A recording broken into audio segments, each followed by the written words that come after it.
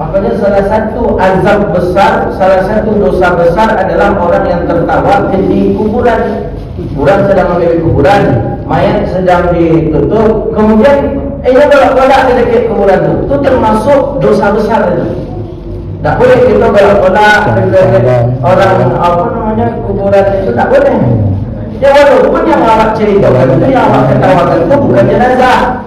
Sedekah makan itu termasuk sedekah yang besar pahalanya. Sedekah makan satu, sedekah minum itu dalam hadis, bahkan dalam hadis sahih dikatakan sedekah makan itu bisa mengkifaratkan dosa besar. Bayangkan, dosa besar apa dosa besar? Riba, zina, apa dosa besar lagi? Membunuh, khamar, bisa dikifaratkan, bisa terampuni dosa besar disebabkan oleh sedekah makan. Itu dalam hadis sahih. Ya bukan berarti siapa berzina tu traktir kawan awak, bukan tu cilako nak berani. Bismillahirrahmanirrahim. Wabarakatuh Allah Subhanahu wa taala. Pada malam yang mulia ini kita akan mengupas satu buah hadis Nabi sallallahu alaihi wasallam yang hadis ini hukumnya sahih sebagaimana Imam Abi Dawud juga mensahihkan hadis, kemudian Imam Khatib At-Tirmidzi di dalam kitab Mishkatul Masabih juga meriwayatkan hadis ini, dan hadis ini pun dihukum dengan hukum sahih. Imam Al-Baihaqi dalam Sunan Al-Kubra juga dihukum dengan hukum hadis ini adalah hadis sahih. Hadis riwayat daripada Asim bin Kulayb. Asim bin Kulayb an abihi, daripada bapaknya, wa an sahabatil ansar, daripada sahabat ansar. Apa bunyi hadis? Qala kharajna ma'a Rasulillah sallallahu alaihi wasallam fi janazatin. Fara'aitu Rasulullah sallallahu alaihi wasallam wa huwa 'ala al-qabri yusif hafira awsi' min libani rijlayhi awsi' min libani ra'sihi. Falamma wajha istaqbalhu da'iyan ra'ah وجاء وجيء الطعام فوضع يديه ثم وضع القوم فآكلوا. وفي رواية أخرى حافري حافري حافري. وقال امرأة يا رسول الله تفضل إلى بيتي. فلما دخل النبي صلى الله عليه وسلم بيتها فعندها طعام فأكل لقمة أو لقمتين أو كما قال النبي صلى الله عليه وسلم. Kita terjemahkan hadis. Qala hadis itu dari Asim bin Kulayb, dari ayahnya, dari Ansar, sahabat Ansar radhiyallahu taala anhu. Ayahnya termasuk ya Asim bin Kulayb. Asim bin Kulayb. Keluar kami bersama Rasulullah sallallahu alaihi wasallam. Ini terjemahan hadis. Fi janazatin, pada mengurusi jenazah. Nabi keluar, maksudnya di situ keluar rumah untuk mengurus jenazah. Fara'aitu, aku melihat Rasulullah sallallahu alaihi wasallam di kuburan maksudnya. Yusi hafiri. Nabi wasiatkan kepada sahabat hafiri, lapangkan maksudnya lahannya, lapangkan lahannya, sampai Nabi mengucapkan 3 kali. Dalam riwayat yang lain, lapangkan bagian kepalanya, kata Rasulullah, lapangkan bagian daripada kakinya, kata Nabi. Setelah selesai itu, datang seorang perempuan ke Rasulullah sallallahu alaihi wasallam. Yang perempuan itu adalah istri daripada sahabat yang meninggal ini. Kata perempuan ini ke Rasulullah, ya Rasulullah, dari balik dari kubur ini, balik dari sini, silahkan ke rumah ya Rasulullah. Jadi diajak Nabi, dipersilakan, diundang Nabi oleh perempuan ini untuk ke rumah. Baik, Rasulullah SAW dan Nabi SAW datang ke rumah perempuan yang perempuan ini istri daripada yang meninggal ini. Faja'azul ta'am. Kemudian ketika Nabi masuk rumah itu, makanan sudah tersedia di dalam rumah itu. Apa yang dilakukan Rasulullah? Fa'akala luqma atau luqmataini. Nabi memakan dan Nabi mengunyah makanan itu. Nabi makan di rumah orang meninggal. Nah, itu yang akan kita bahas hari ini. Kemudian para sahabat nampak Nabi memakan seperti itu.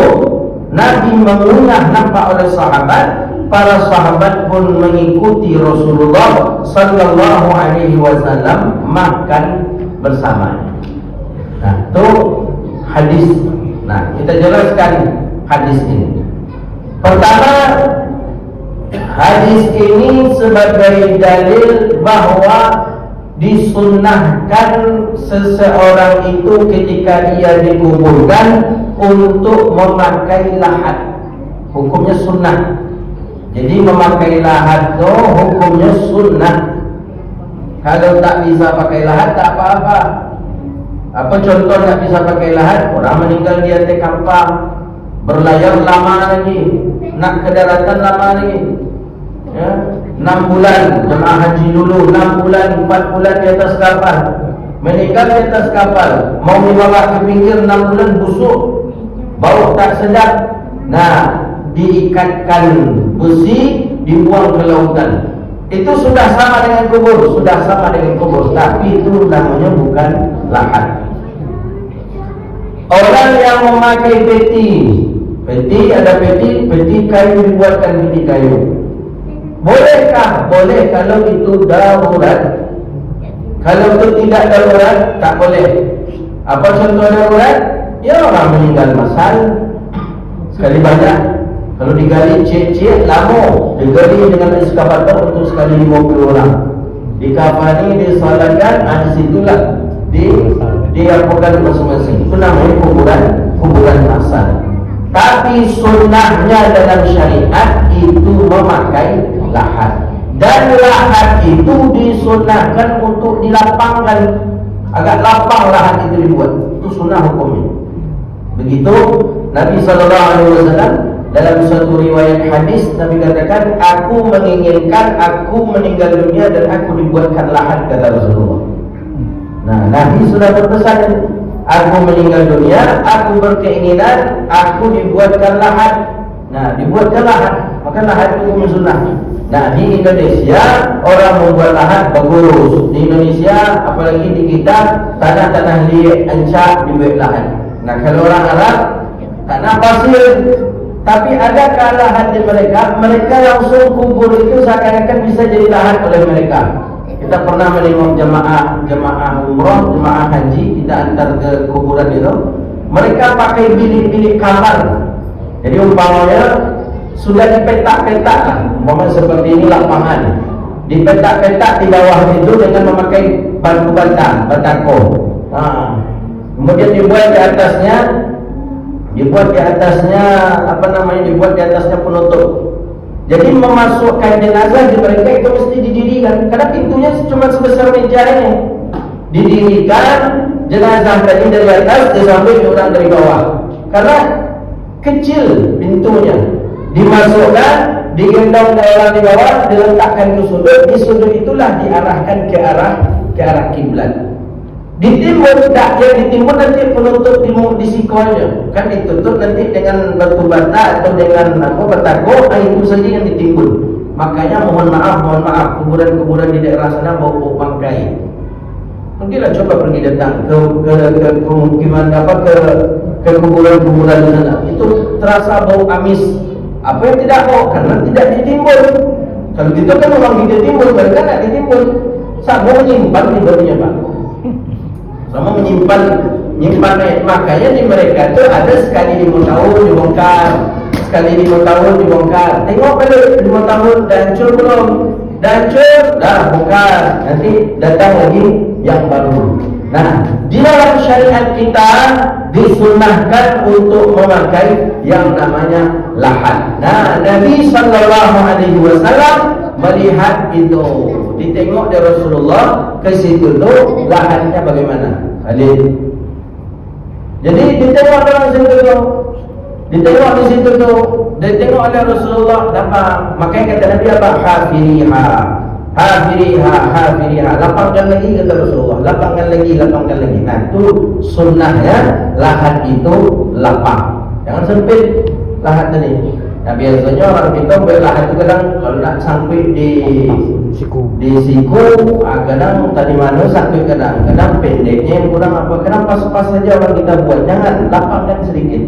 Mungkin panjangnya agak dipanjangkan, lapangnya mungkin juga agak ditambah sedikit begitu. Tapi intinya hadis ini sunnahnya bahwa seorang itu ketika ia meninggal dunia, ia dibuatkan lahat. Nah, ambil lahat siapa? Ya tentu lah itu ambil lahat. Awak walaupun awak mengaji sunnah pakai lahat ini, tapi ketika nak mengaji kau tak ada bisu dan ini surang, jadi dah ini benar lahat orang. Tak ada orang. Anda bisa ada lahat. Jadi lahat itu sunnahnya di sebelah arah kiblat. Itu sunnahnya. Jadi seperti ini sunnahnya ke sini arah kiblat. Tak bisa maka dibuatlah di tengah-tengah. Di tengah-tengah dibuat lahat. Biasanya orang di tengah-tengah tu peti di belakang. Bagus juga lahat. Kalau tak bisa ada di sebelah kanan arah kiblat, buat di tengah-tengah lahat itu. Tapi ini sunnah memakai lahat. Satu. Hadis ini, faedah hadis ini yang kedua, bahwa baginda Rasulullah ini sebagai dalil disunnahkan juga bagi seorang muslim, seorang mukmin untuk melihat ke dalamnya. Walaupun kita tak turun ke dalamnya, tapi setidaknya kalau dah tiba awak di kuburan tu, disunnahkan juga kita untuk menyelau kuburan tu. Kan biasanya ada orang kita kalau nyampai ke kuburan tu dari jauh saja dia ke kuburan tu. Tak, sunnahnya kita tengok. Walaupun awak tak masuk ke dalamnya, tengok supaya apa? Mungkin mengingatkan kita akan akhirat. Alif di luar jam lah. Terganggu orang ngaji.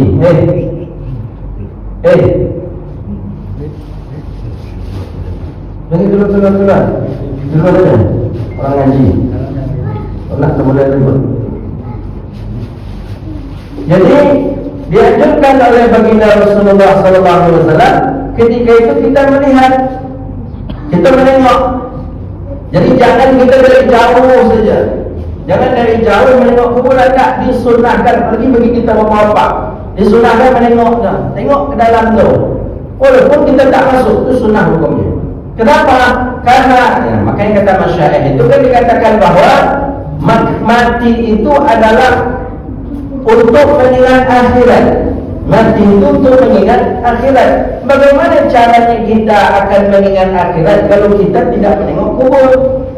Makanya salah satu azab besar, salah satu dosa besar adalah orang yang tertawa di kuburan.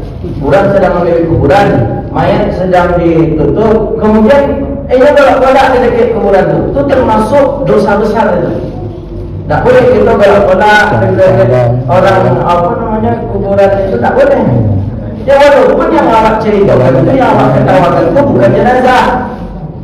Walaupun yang kita tertawakan itu bukan mayat, tapi tertawa di kuburan itu termasuk perkara qabih, termasuk perkara yang dicaci, tercela dalam Islam. Tak boleh. Nah, kadang orang kita kan kadang lama golak-golak dalam menggaide kuburan itu. Baca dalam sebuah riwayat hadis ada Nabi katakan itu. Kalau ingin mengetahui dosa seorang hamba, maka tengok ketikanya di kuburan juga galak tanya. Bahkan ada di antara hadis Nabi tak salah, di antara perkara yang Nabi katakan orang yang tak dapat mencium surga, orang yang tertawa di kuburan. Kadang awak anggap sepele saja kadang pakai. Walaupun memang tak ada kaitannya dengan jenazah, tadi kita tertawa. Tak ada kaitannya dengan jenazah itu kita tertawa, tapi tertawa di kuburan itu termasuk perkara yang khabih.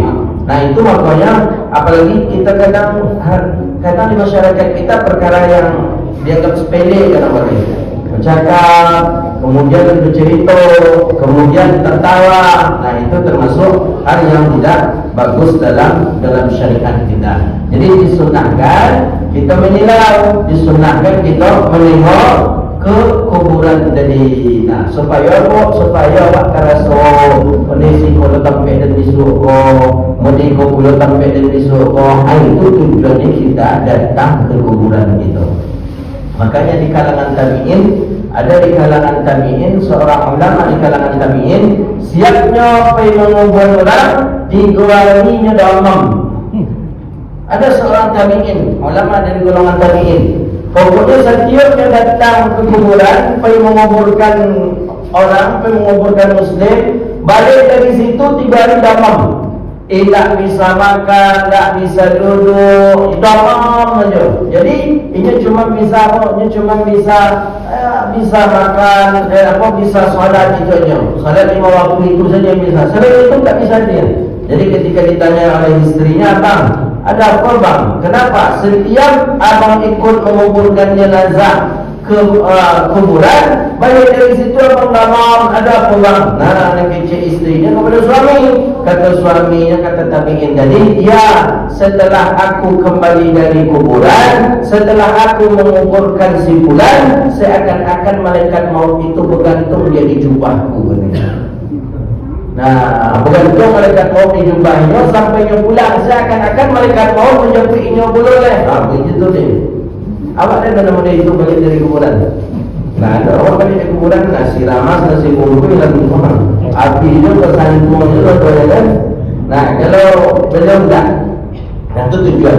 Jadi sunnahnya kita lihat, tengok macam mana Nabi melihat itu. Nabi selalu seperti itu. Maka nampak Nabi hafiri, lapangkan lagi. Kata baginda Nabi kita sallallahu alaihi wasallam. Yang ketiga, hadis ini juga sebagai dalil bahawa bolehnya seorang perempuan itu datang ke kuburan. Memang dalam hukum-hukum fikih ada ulama katakan hukumnya makruh, ada ulama katakan hukumnya haram kalau disebabkan niyahah. Kalau di Timur Tengah kita tengok di Arab, tak pernah kita menengok orang-orang Arab, perempuan-perempuan Arab datang ke kuburan ikut menguburkan jenazah, tak pernah kita tengok.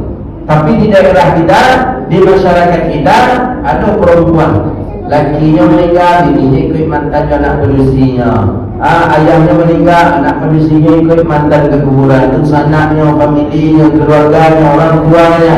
Nah, bagaimana sebenarnya hukum dalam Ghayatul Bayan Syarah Zubair Ibn Ruslan? Memang di situ ada khilafiyah para ulama. Ada ulama yang katakan hukumnya makruh, ada ulama yang katakan hukumnya haram. Haram jika ada niyahah. Apa itu niyahah? Merobek-robek baju disebabkan karena itu. Dia pukul-pukul kepala orang kan tak stabil. Ya. Kadang tiba-tiba ibu hatinya lah menangis. Kadang tiba emosinya bisa menarik-narik rambut, menyobek-nyobek baju, memukul-mukul kepala. Itu yang disebut dengan niyahah. Itu dahulu dilakukan oleh orang-orang perempuan-perempuan dahulu. Maka Nabi dalam syariat, begitu pula syariat kita, tidak menghalalkan, dalam arti kata memakruhkan atau mengharamkan bagi perempuan datang ke kuburan kalau disebabkan niyahah. Tapi kalau perempuan itu dia kuat, dia tegar, bisa dia menahan, takkan menangis, takkan meraung, pokoknya tak akan memperangai di kuburan nanti. Nah, ulama ada katakan hukumnya makruh dan bahkan ada yang mengatakan hukumnya boleh. Maka perempuan ini istri daripada sahabat yang meninggal tadi. Perempuan ini istri dari sahabat yang meninggal tadi.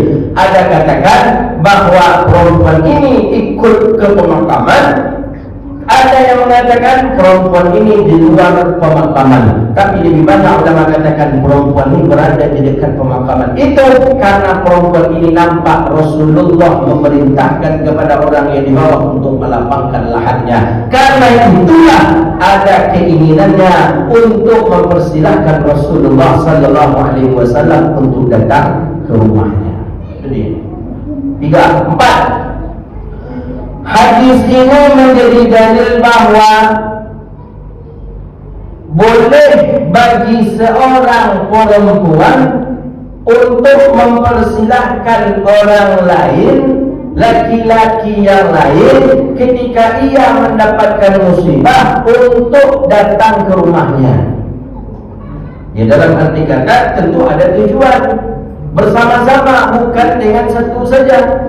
Ya Rasulullah, nanti dari sini ya Rasulullah, silahkan nanti ke rumah kami ya Rasulullah. Jadi sama dengan seorang perempuan yang baru saja meninggal dunia suaminya, di kuburan itu langsungnya sampai Ustaz mendoa di rumah pikuli Ustaz. Boleh seperti itu. Tidak harus mencari laki-laki dulu untuk menyampaikan ke Ustaz itu. Tapi yang beredar bukan Ustaz itu saja, dengan orang-orang yang lain yang balik daripada kuburan itu. Nah, ini yang kelima. Apa yang kelima?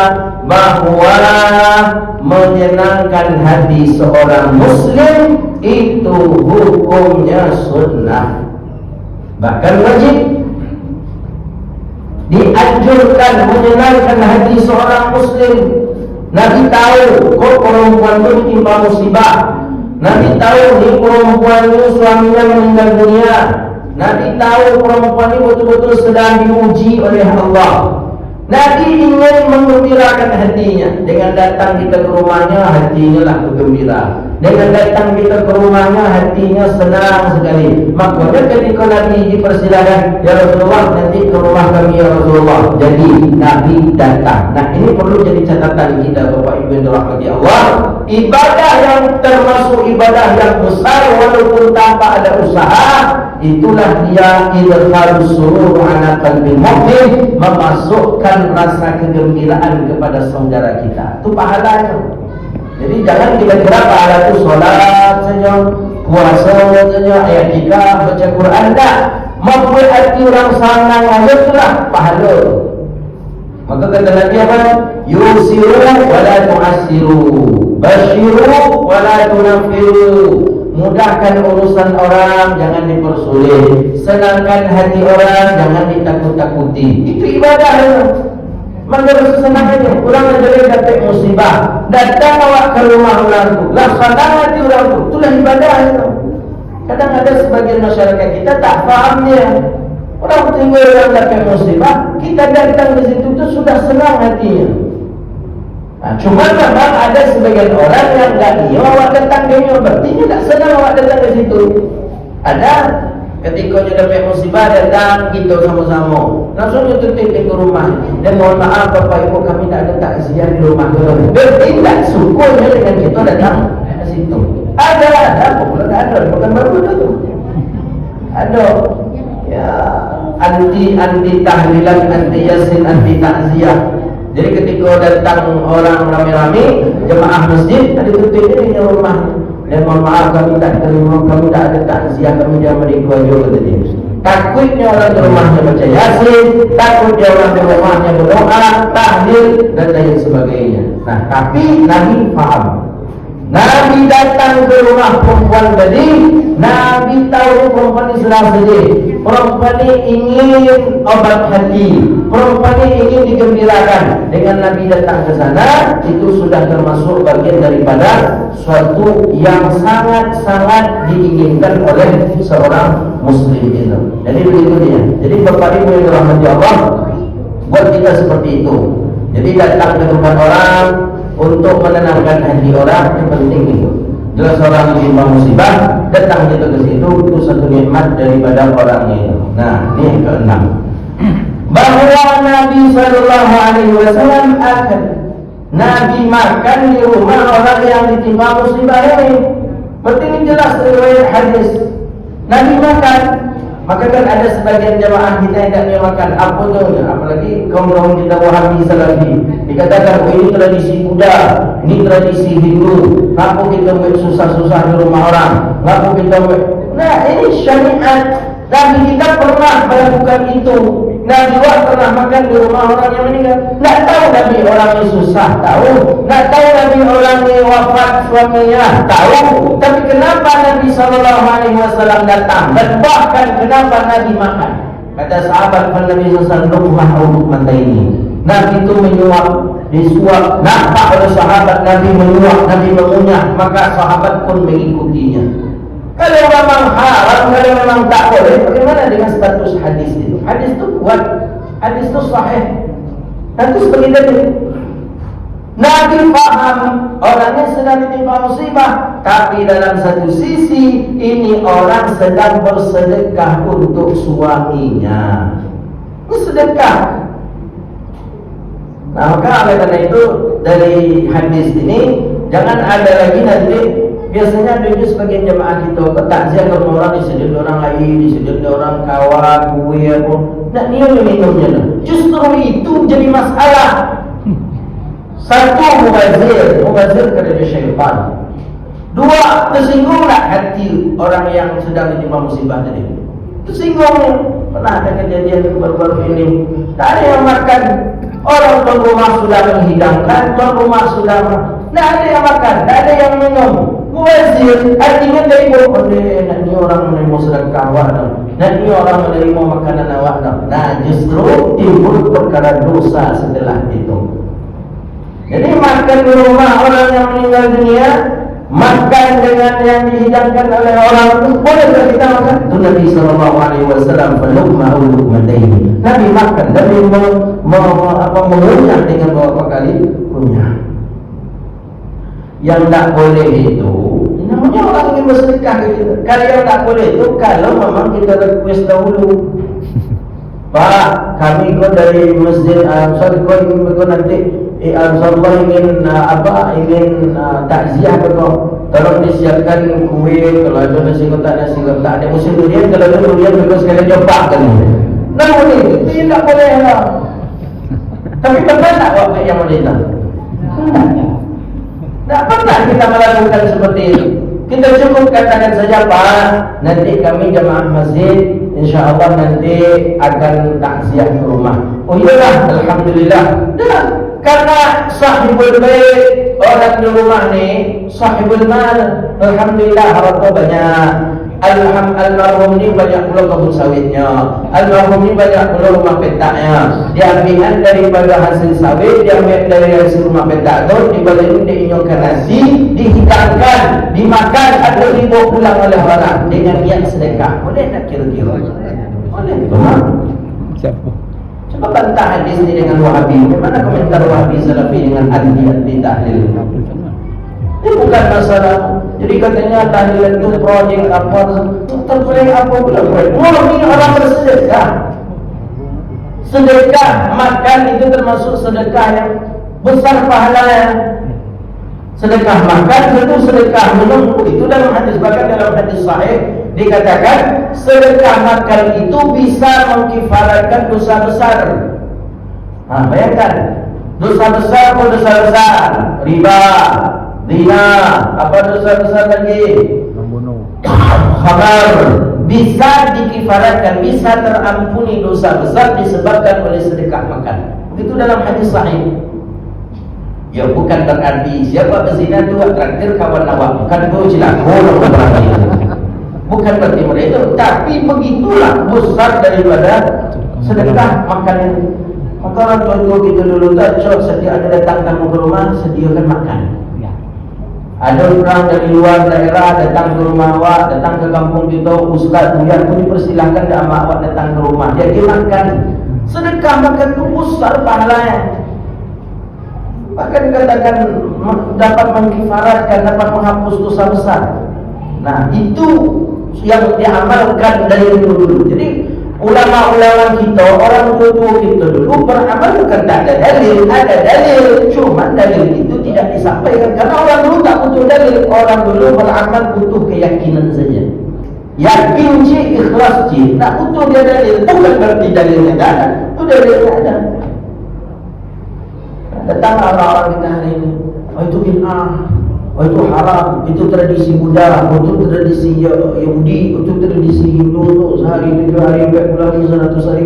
Baca hadis, dapat kita di hadis Nabi itu semuanya, dapat riwayat hadis Nabi SAW. Kenapa dia ambil hitungan 7, kenapa dia ambil hitungan 40? Kalau pun tak pakai hitungan itu juga tak apa-apa. Tapi yang perhitungan 7 hari selama takziah bagi di daerah Kampar, daerah Laut itu 7 hari takziahnya. Apa penyebabnya? Ya karena dikatakan dia darat dan ikan. Mereka tadi membolak-balik dia selama 7 hari. Bahkan dalam riwayat Tawus itu dikatakan fa'innal mayit, maka sesungguhnya mayit. Di dalam riwayat dikatakan bahwa sesungguhnya mayit itu diazab atau difitnah ia selama 7 hari. 7 hari di situ 7 hari yang pertama.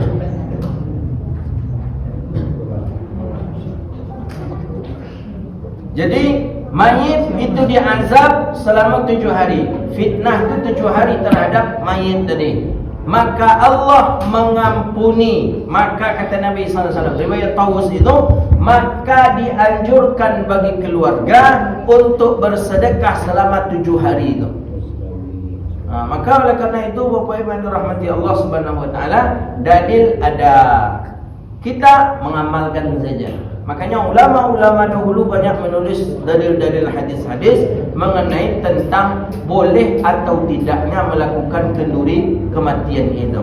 Bahkan Syekh min Masyayikhina Syekh Ismail Zaid Al-Yamani kata beliau, yang tidak boleh itu adalah sesuatu yang setelah itu terbit hutang piutang. Itu tidak boleh. Hutang pula lo untuk membuat mendoa almarhumah. Awak piti tak ada, kabun sawit tak ada, rumah petak tak ada, kehidupan biasa saja. Cuman untuk dek gengsi, hutang kabang, pinjam piti ke sana. Untuk apa? Untuk membuat kenduri, untuk membuat mendoakan si fulan. Malu awak nak dibuat, soalkan awak orang kampung. Nah di situ baru hukumnya haram. Tapi kalau orang itu mampu, bahkan sampai hari ini di daerah Timur Tengah orang membuatnya. Daerah Timur Tengah orang membuat tahlilan dengan makan-makan. Nah, jadi identiknya kenapa makan? Karena sedekah yang besar itu adalah makan. Perintahnya beriringan dengan salam. Apa kata Nabi SAW? Afshus salam wa at'imut ta'am. Tebarkanlah salam kemudian beri makan. Dalam riwayat yang lain, at'imut ta'am wa afshus salam. Beri makan terlebih dahulu, kemudian baru tebarkan salam. Jadi perintahnya jelas kedua-duanya. Nah maka oleh karena itu Bapak Ibu yang dirahmati Allah, kita ingin membahas ini supaya agar kita lebih istiqamah, lebih kuat dalam beramal, lebih konsisten lagi dalam beramal. Jangan berkawat digoyang. Tak ibu nengok sianu, dah jalannya ditimpa musibah, makan-makan pula di rumahnya. Tak, ini beda babnya Pak. Itu beda bab. Itu bab orang yang sedang berduka dan dia tidak bersedekah untuk kita. Tapi kalau bab kita makan ini adalah mereka yang menyediakan. Maka kata di awal tadi, kan tak ada kita yang request. Kan tak ada. Tak ada. Pernah tak kita request?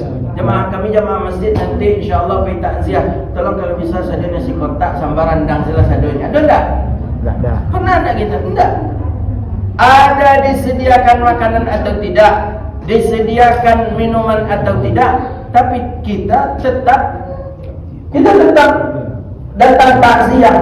Nah, maka oleh karena itu Bapak Ibu yang dirahmati Allah, begitulah gambaran syariatnya. Jadi belum nanti dengan dianjurkan melakukan kebaikan, dianjurkan sedekah kepada orang yang mati tak sampai lagi. Berarti belum jauh jalannya lagi itu. Harus baca riwayat hadis, baca dengan riwayat-riwayat, baca dengan Al-Quran sendiri, ayat Allah Ta'ala jelas semua. Maka sahabat Nabi ketika itu, dari Sayyidah Aisyah, dari Sayyidina Abdullah bin Abbas juga ada. Ya Rasulullah, inna ummi qad matat. Ibuku sudah wafat ya Rasulullah. Ya, kenapa? An atasaddaqa biha. Bolehkah aku bersedekah untuk ibuku ya Rasulullah? Itu pertanyaannya. Bolehkah aku bersedekah untuk ibuku ya Rasulullah? Ibuku sudah wafat ya Rasulullah. Bolehkah aku bersedekah untuknya? Apa jawaban Nabi sallallahu alaihi wasallam? Naam. Ya, boleh kata Nabi sallallahu alaihi wasallam. Kata Rasulullah, ya, boleh. Silakan kata Nabi. Apa katanya? Riwayat Abdullah bin Abbas, ya Rasulullah, andi bustan. Aku punya kebun kurma ya Rasulullah. Kebun kurmanya luas. Riwayat Abdullah bin Abbas. Fashhad, saksikanlah ya Rasulullah, aku sedekahkan kebun kurmaku ini dan aku niatkan pahalanya untuk ibuku ya Rasulullah. Hadisnya sahih. Apakah sedekah kebun kurma itu berbeda dengan sedekah makan? Tidak, sama. Sedekah kebun lebih besar pahala, sedekah makan besar juga pahala. Intinya apa? Bukan masalah kebun, bukan masalah makan. Intinya itu adalah sedekah.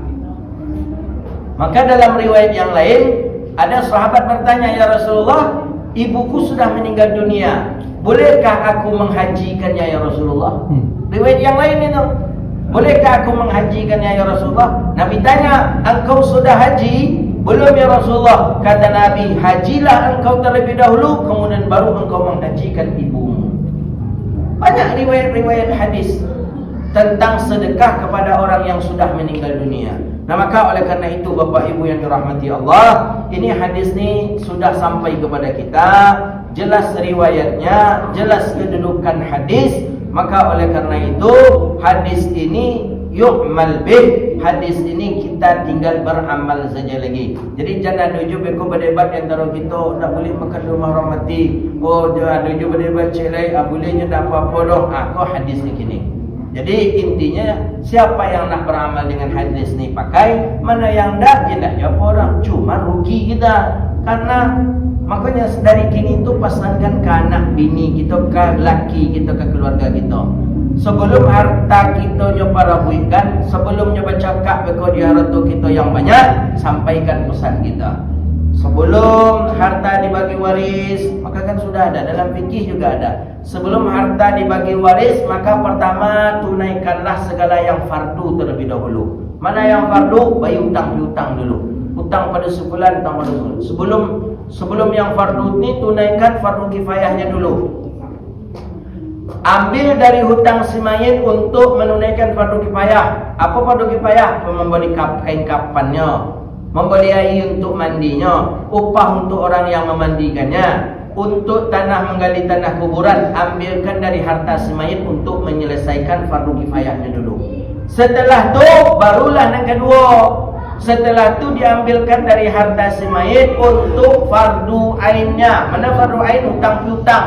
Bayangkan, si mayit punya hutang kepada si fulan. Si mayit punya hutang, tunaikan dulu.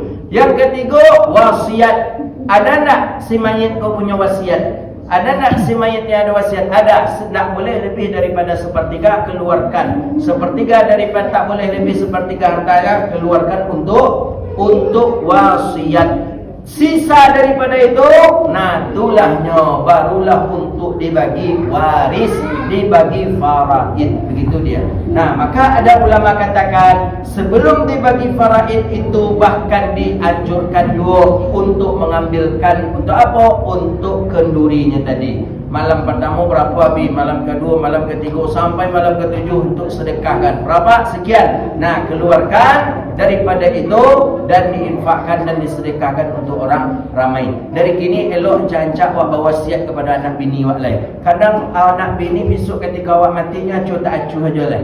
Bahkan dia bersyukur. Ibu-ibu banyak mengumpul ameh dari kini. Ma balik jual ameh, ada piti balik jual ameh, ada piti balik jual ameh. Meninggal ibu-ibunya bawa ameh ibu-ibu tu dia apa kau ke bini baru. Tak terkanang dia dah mendoa nawak lah, nak kena ada cerita tu dah. Nak mendoa nawak pula lah untuk hari pertama, kedua, ketiga, nak ada tu dah. Apa-apa mana itu pula. Banyak nama menyimpan-nyimpan piti dari kini, meninggal besok habis rata tu. Ibu tu sayang kawat tu takkan lama tu dah, menyalam 3 hari 7 hari tu. Yang paling lama menjelang idah habis 4 bulan. Nah maka dari kini sampaikan. Dari kini sampaikan. Kita punya usaha, punya kebun, punya rumah kontrakan, punya kos, punya ruko, banyak hasil daripada itu. Tapi kasihan ketika awak meninggal dunia, ternyata al-malu la yanfa'u syai'. Harta ternyata tidak bisa memberi manfaat untuk itu. Maka dari kini sampaikan. Dan kalau meninggal dan besok kajian dan sudah tu maksudnya sampai selesai. Habis sampai selesai biasa ada yang sampai 100 hari bagai. 7 hari, 40 hari sampai 100 hari. Pitinya ambil dari kebun, ambilkan dari hasil tu, begitu dia. Jadi jangan ketika awak mati di pelope aja tak ada yang ibadah. Ini sama halnya dengan saudara kita, ada orang kaya yang meninggal dunia, dah ada pecik je dia lah. Anak ni kerana menantu Wahabi, ni orang kaya, banyak duitnya, ya, nyu suka membantu orang, tapi ketika nyu meninggal dunia tak dapat membantu. Kenapa? Dek menantu tadi melarang orang, tak ada takziah dia kata lah, habis tu katanya lah. Orang meninggal tak terputus segala amalnya keciknya lah, tak ada ledah kata. Nah kecuali nanti tu doa anak yang saleh, sedekah jariah dengan ilmu yang bermanfaat. Itu aja lagi kan. Doa tak ada ledah keciknya lah. Sedekah tak ada ledah, sedekah ketika hidupnya katanya lah. Padahal dia lupa ada hadis Nabi sallallahu alaihi wasallam, orang yang hidup bersedekah untuk orang yang meninggal dunia, pahalanya sampai dan itu dapat membantu orang yang sudah meninggal dunia itu. Nah itulah Bapak Ibu yang dirahmati Allah, tu kajian kita.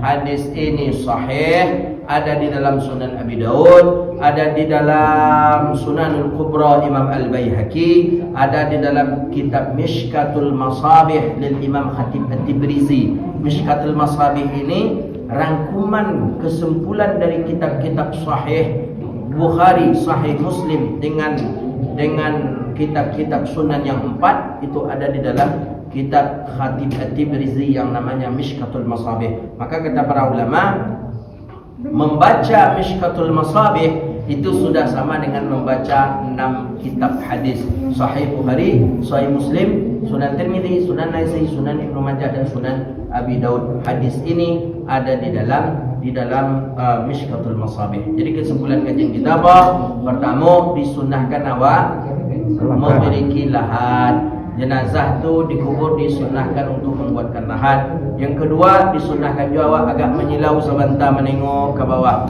untuk maisok-isok diri, untuk mengingin-ingin diri. Yang ketiga, perempuan ada di pemakaman dibolehkan selagi tidak menimbulkan fitnah. Yang keempat, boleh menghadiri undangan orang yang meninggal dunia, dan itu juga dianjurkan karena menyenangkan hatinya. Yang kelima, boleh makan di rumah orang yang meninggal dunia dengan niat dan tujuan menerima sedekah daripada orang yang meninggal dunia atau orang yang ditimpa musibah. Wallahu a'lam bissawab.